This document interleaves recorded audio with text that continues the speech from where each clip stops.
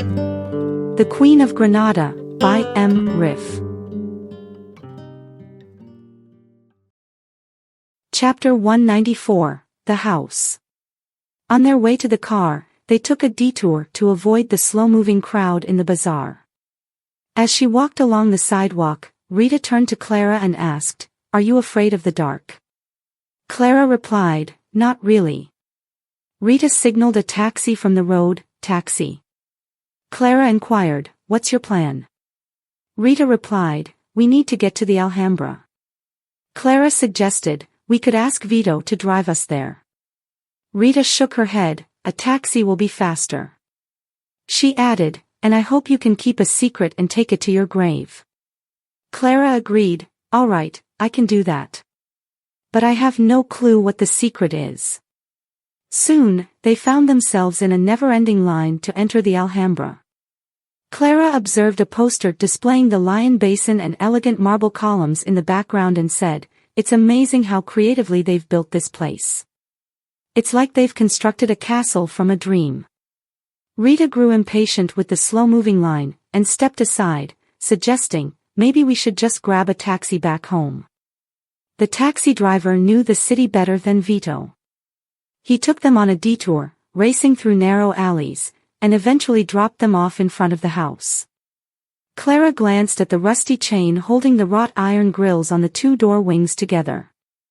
Rita wore a long rosary of colored glass beads and various small objects around her neck, which she often spread on the table to use to read the future. One of those objects was an old key. Clara had often wondered if the key belonged to a specific lock. Rita pulled the rosary forward, grabbed the key, and inserted it into the rusty lock holding the two ends of the chain together. After a few vigorous attempts, she managed to unlock it. She untied the chain from the gate, gave the door a few solid shoves with her shoulder, forcing the rusted hinges to give way. Taking a step back, she looked at Clara and said, "You can go in first." At that moment, Clara noticed an elderly lady standing a few steps away, curiously observing them. When Rita turned, the lady recognized her. She crossed herself and, as if she had witnessed a miracle, exclaimed with wide eyes, "Santa Nara." Rita nodded at her, followed Clara inside, and closed the door behind her. Clara gave her a puzzled look and asked, "Why did she call you Santa Nara?" Without further explanation, Rita replied, "Here, they call me Santa Nara." They had expected the garden to be overgrown and the house to be in ruins after being locked up for decades. However, they were surprised to find the garden well maintained, with orderly plants and a clean, neatly paved path in the middle.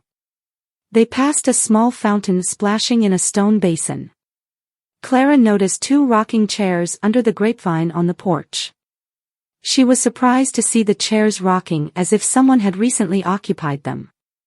She assured herself that it must be the wind, even though there wasn't much wind. As Clara reached for the handle of the partially open garden door, two small birds flew out and perched on the pergola. Startled, she stepped back.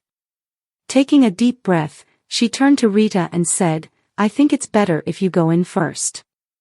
Rita entered and disappeared into the dark corridor. She moved like a cat with night vision, while Clara had to pause to let her eyes adjust to the darkness. Finally, Clara found the light switch on the wall. She tried to turn on the lights but realized that the electricity was cut off. She carefully made her way towards the kitchen, which had some illumination from a window. Rita was nowhere to be seen. Clara looked curiously at the glass containers on the shelves filled with dried herbs. Suddenly, she heard the sound of a bottle being opened. She turned and saw a beer bottle cap rolling on the floor. She could also hear the creaking of the floorboards as if someone was walking on them. Anxiously, she called out, "Rita. Where are you?" There was no response.